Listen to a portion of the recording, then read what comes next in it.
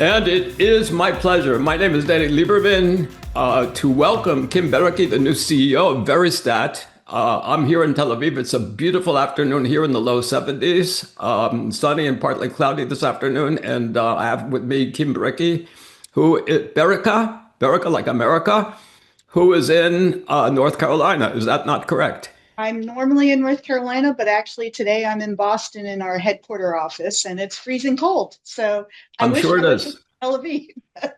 Yeah, right. Eat your heart out. So I know Boston in February can be really, really tough. Kim, welcome to the show. Life Sciences Today. We talk about this intersection of business and clinic and biotech, tech bio, and medtech, everything related to bringing treatments to patients who need it the most, need them the most. And let's start with your personal journey. So you've been through a couple of big CROs and Yep. uh, and in a DCT company. Let's hear the story of how you got to where you are today. I've been in research since I graduated from university. Been did all kinds. I've done animal research. I worked in industry for a med device company for a while, trying to cure patients with diabetes so they didn't have to stick themselves with insulin. The patches didn't work, by the way, but we were able to bring other patches to the market when I was working for Becton Dickinson. And then I kind of converted over from animal research into humans and started in clinical trials.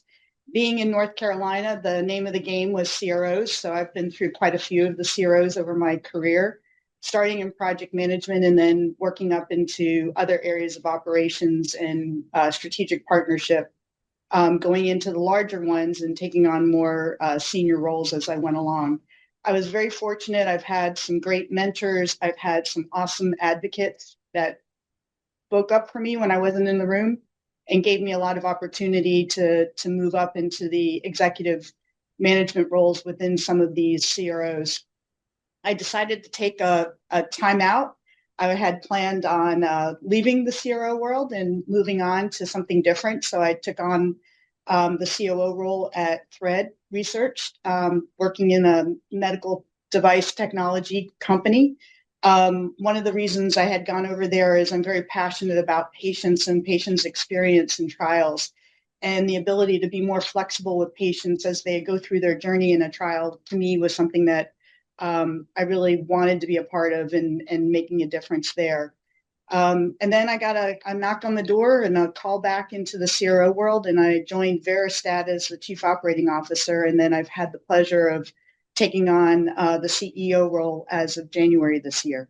Well, and that makes you actually a rarity because there are few female CEOs in the CRO world. And this is, by the way, who, if you guys don't know, this is an industry that's dominated by women. If you go to a conference and if you look at the faces in the audience, like 85% will be women. And then, the guys that are up there talking in the suits are Men, men. Right. yeah. So it's really, I think, important what's going on now. And that's sort of like for me, that's as a segue into the next question is how do you create value at Veristat? Veristat's a little bit different from a traditional full service CRO. We certainly can handle everything from full service, but our foundation really started on data and really driving the direction of data and being able to inform our clients to be able to make decisions quickly in their drug development. So we are very, very strong in biostatistics, in regulatory and medical writing. And for a company of our size, we have done over 180 submissions to regulatory authorities, both the FDA and EMA, with over 170 of them being approved over the years. So we really specialize in insights, decisions, and driving direction for drug development going forward. And that's really the value that we bring to our clients. We help them with designing their regulatory pathways, really making sure that the trials they're working on and doing are approvable as they get submitted to the agency. And then really, how can we bring that data forward faster, especially for smaller biotechs that have limited funds? So they really want to get to a point where they can do a quick kill or they get to a quick decision point of either taking it forward for development or selling the asset off to a larger company to take it through the later stages of development. That makes sense. That's, I think, especially the pattern in the past few years where funding has gotten tight, Yes. and there's a lot of competition for biotech companies, with second generation oncology coming out, and a lot of people competing for the same patients.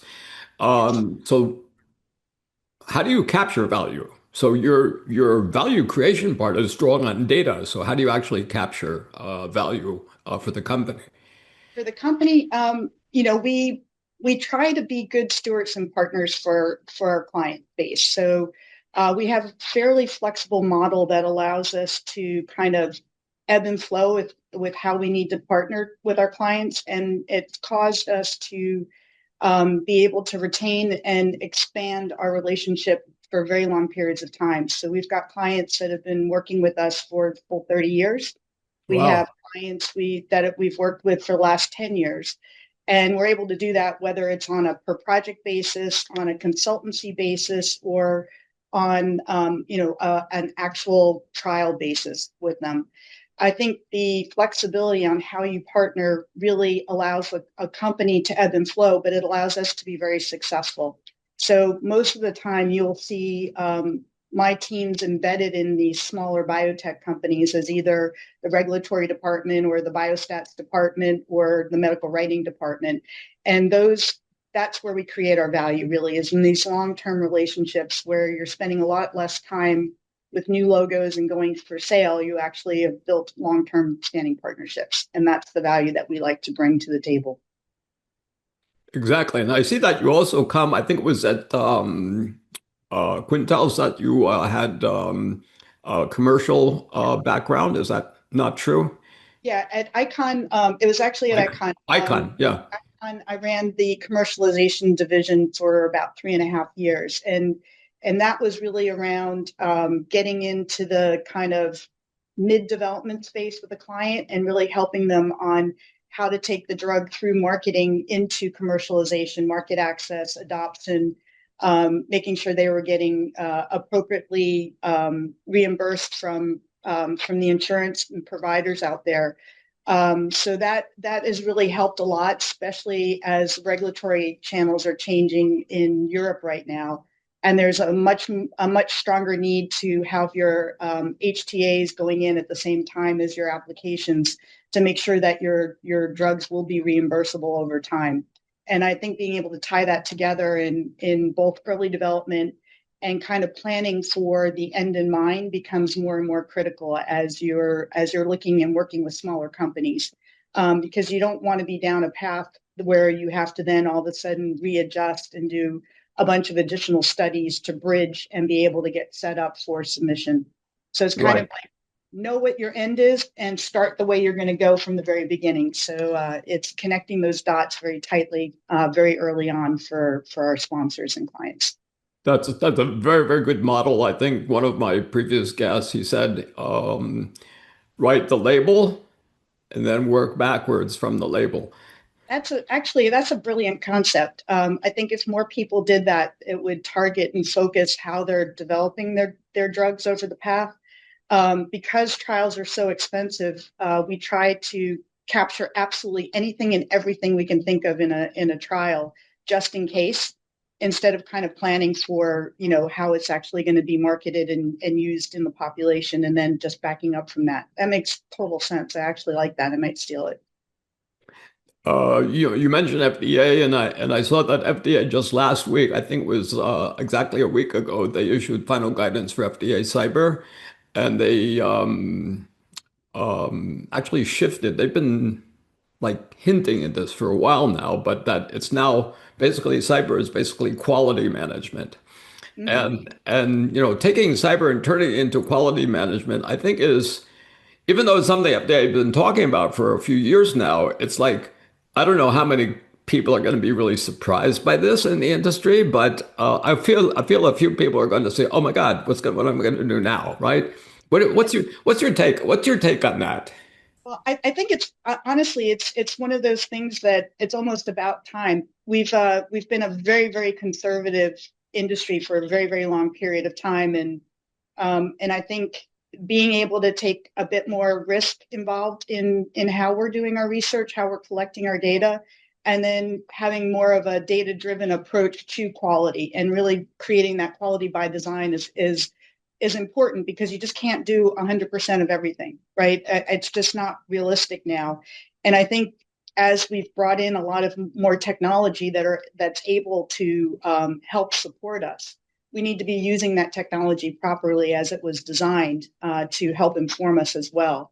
And I think by doing that, what you'll see is there's still an intense focus on quality, but there will be an ability for us to make decisions faster and move things through faster because we're actually leveraging the quality of the technology to kind of drive the endpoint and the results coming out. Less human error. I mean, at the end of the day, that's one of our biggest challenges as an industry. We are still very, very people dominated and people focused on bringing drugs to market. And you need the brain, but at some point you also have to let the tools be able to support you to improve the quality.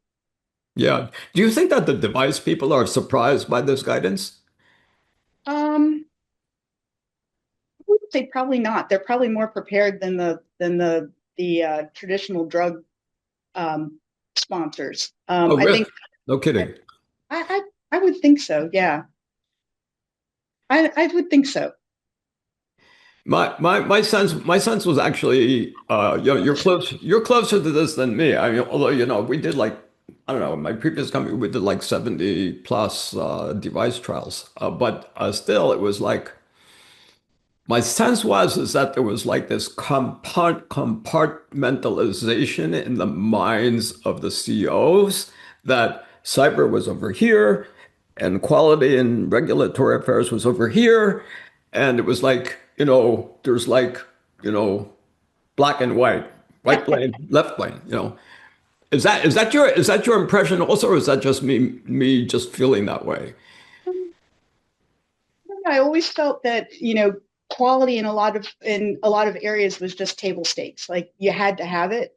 So I never really thought about it as being two completely separate parts of the organization and how it approached kind of providing that oversight and guidance to the drug development world, the medical device world.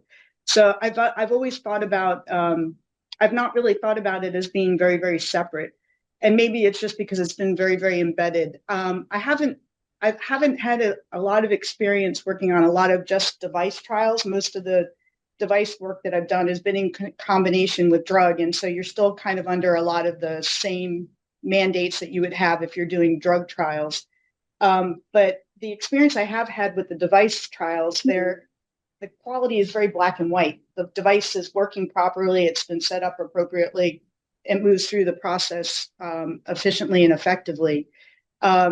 What I've seen more on the drug side these days, especially with the very complicated formulations and if you get into cell and gene therapy and some of these newer entities, there's a lot more logistics and chain of custody that you have to trace and follow. And where we're seeing a lot of struggle on this side of the business right now is really with the CMC. So you get your formulation and you're still playing with it as you're going through each of the phases of your trial. And you don't have that quality component to CMC as you're getting ready to submit, which is causing delays or a lot of rework that needs to be done from a quality standpoint. So I guess I'm seeing it more on the drug side than I am, but that's a lot of it probably has to do with the complexity of the molecules that we're actually working with. No, for sure, 100%. But now FDA is saying that cybersecurity is now part of quality.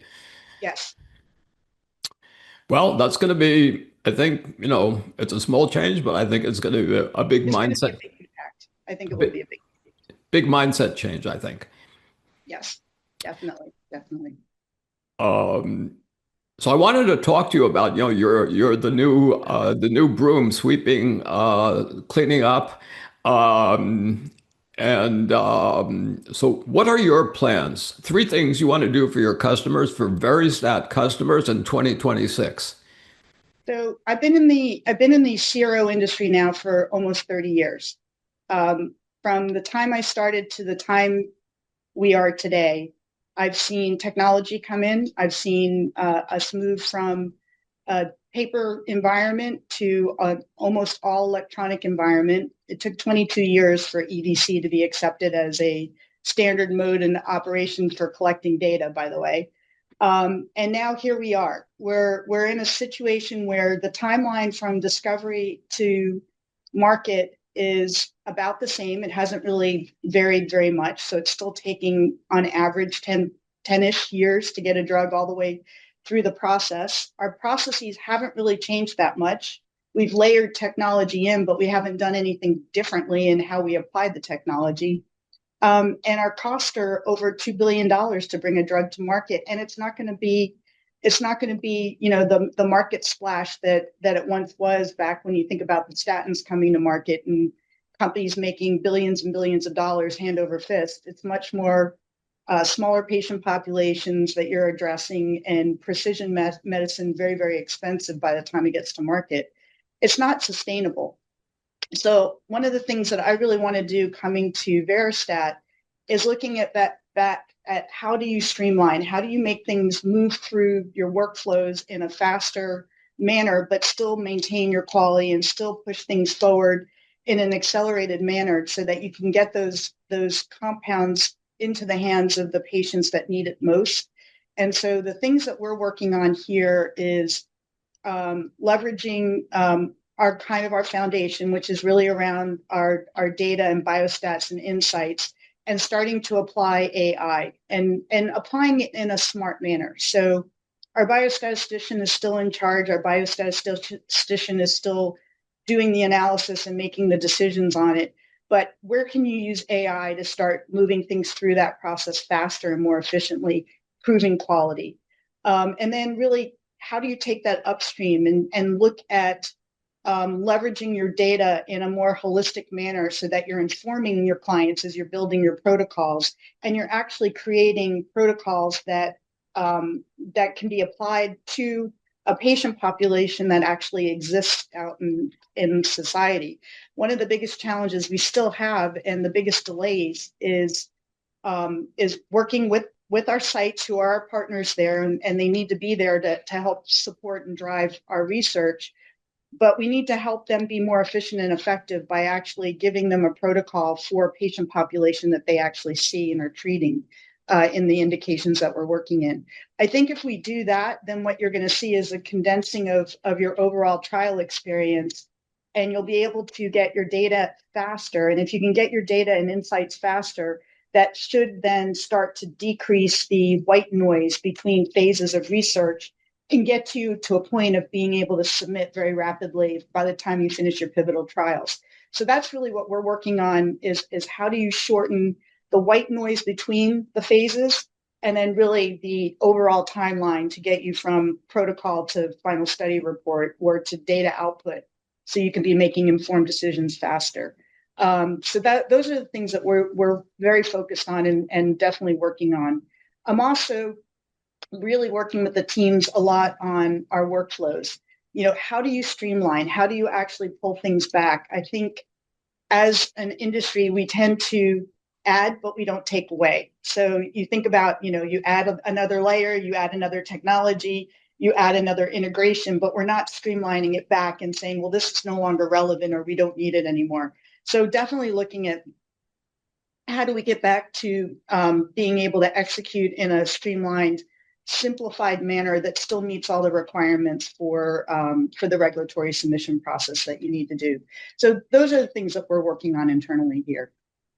So streamlining, reducing the white space, the white noise, you called it, in between phases, which is, it's considerable. If you remove the white space, you can save a few years in the process. Is that not true? One hopes, yes. Yes. I mean, because your data should be informing the next phase. And if you think about it, when we were in the middle of the COVID crisis, the pandemic, we were able to take 2 compounds and get them through all 4 stages, all 3 stages, and then some long-term safety to submission in less than 365 days. So it can be done. Now, granted, you got to take out the fact that those were not trials run in patient population because they were for vaccines. So you're dealing more with a healthy volunteer community, which is a little bit easier to recruit. But they were able to inform the next phase of their study by the data they were collecting in real time. And I think if we can start thinking about that as more of a standard workflow, then that really starts to push that white noise between phases down so that we're not spending as much time in the development and the creation for the next phase. That I think would help. And you're right, you could potentially take out years when you start looking at the decision making process of what's my phase? How do I go into it? What is the output of what am I looking for?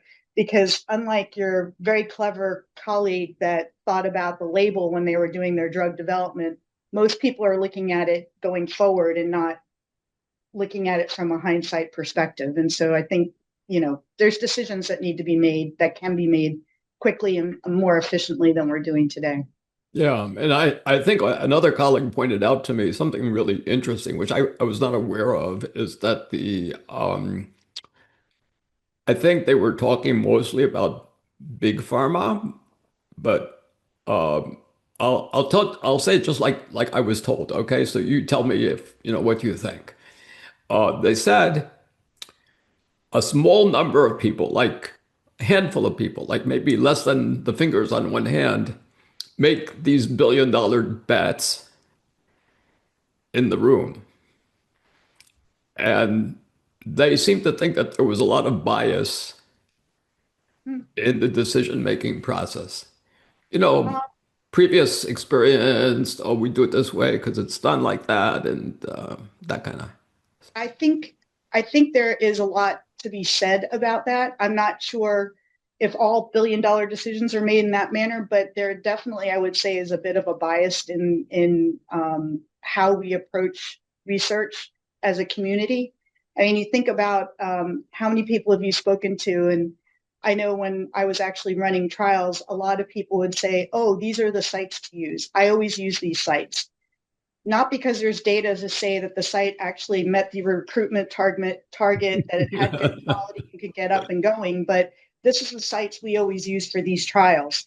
And I think that is still very prevalent in our society of researchers is we are very comfortable doing what we know. We're not very comfortable in taking risk for being innovative or making something change for fear that it will not be accepted down the road by an agency at some point. And so sticking to the tried and true, going back with how we've always done it is a safe place to be. And it's worked. So why Jimmy Rig was something that already works and works well. So I Yeah, think there's a lot to be said about bias and the way we approach this sector of the market. Definitely, yeah, well, it works, but like you said, 10 plus years and 90% failure rate, I don't know if that's success, but it's true. It's true, and the failure rate hasn't really diminished much, has it? no, the numbers have, I was looking at this last year and the numbers haven't gotten better, okay? And, it's not like you see maybe, people who play, I don't know, professional poker players get better at this over time. Yeah. Yes. Which kind of brings me to the next to last question before the surprise question, which is, what's your superpower? Yeah, that one's a good one. I would say juggling is my superpower. I have always been somebody that um, likes to be very busy. So I've always been able to handle a very high workload.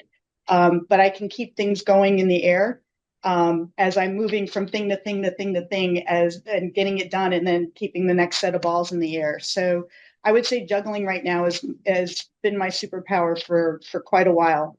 I personally would love the superpower of cloning. I have not figured out how to do that yet, but there are people that I've worked with over the years that I would just love to clone and make a bunch of them. And then you'd have like this super spectacular, phenomenal organization of people because there are people that you definitely want more than one of them and they're hard to find. Right. I get it for sure. Well, maybe that will be the next step in artificial general intelligence. Who knows? I'll create a bunch of cloning agents that that can start doing research for me. Exactly, exactly. It sounds like science fiction right now, though. It does. Um, and now we're here for the surprise question for our listeners and for you, Kim. Hold your seats, hold your hats. Kim Boericke, the new CEO of Veristat, what is, in your opinion, the biggest anti-pattern in the industry today? I would say it's it's very interesting for me to be working in this industry where we are trying to get novel compounds to the market as rapidly as possible to meet unmet needs for our patients out there. And we use the most antiquated set of processes and technologies out there. So if you think about individuals, we do our banking online, we shop online, we do our grocery shopping online, we have somebody deliver it for us, all to make us more efficient and effective. And that requires a lot of cybersecurity, data trust, and everything that you've got out there because you're putting your personal information out there to be able to do all that. Yet in clinical research, we are so conservative that we don't do any of that. So we do everything in a very antiquated, very slow, very backwards model where we're not leveraging innovation and technology to help drive us forward to make us more efficient and effective. I said that it took 22 years for EDC to be adopted. We are still running trials where patients are reporting data on paper diaries. That still happens today. And I'm sure there's probably some studies out there that are still writing their information in on paper casebooks and somebody's manually data entering that in. It seems absolutely crazy that that still exists today. And yet every place else you see in our daily lives have moved so much farther from that to smartphones to, like I said, everything online. You don't even need to leave your house anymore Yeah, for a lot of things. I mean, it is kind of crazy when you think about it. it's totally crazy. I mean, in a previous lifetime, one of my previous lifetimes, I was running a software company that we developed travel automation systems. And I can tell you from firsthand experience that 40 years ago, the airlines already had online booking, and you didn't have to export and import CSV files. It was all instant. Okay, it's true. I mean, 40 years ago, it was like special terminals. There was a British company called Travicom that had like a special they had special terminals, but CETA, which is the international travel automation network, was already up and running 40 years ago. And on CETA, you could do online reservations. Of course, you needed a special terminal and you were an agent, but it was like, millions of people were flying 40 years ago. And you didn't have any of this paper nonsense or, form nonsense. It was all electronic 40 years ago. So when someone tells me how hard it is, or they try to convince me how hard it is to change in the clinical data industry, I said, but 40 years ago, travel was online already. What about that? Guess what? Guess what? 35 years ago, the Airbus 310 was flying itself. Did you know that? I did not know that. That's That's amazing. yeah. So the Airbus 310 has been flying for almost 37 years now, and the Airbus 310 could actually the IATA regulations wouldn't let the plane take off and land by itself, but the plane once you were flying the plane basically flew itself. So and this was like, back in 1986 or something like that, almost 40 years ago. So I Wow. don't know. I don't know. A lot of these explanations I'm hearing from clinical data people, I mean, they sound lame to me. That's what I think. But still, that's a huge anti-pattern for sure. So thank you so much, Kim Boericke, for being on the show. Boericke like America.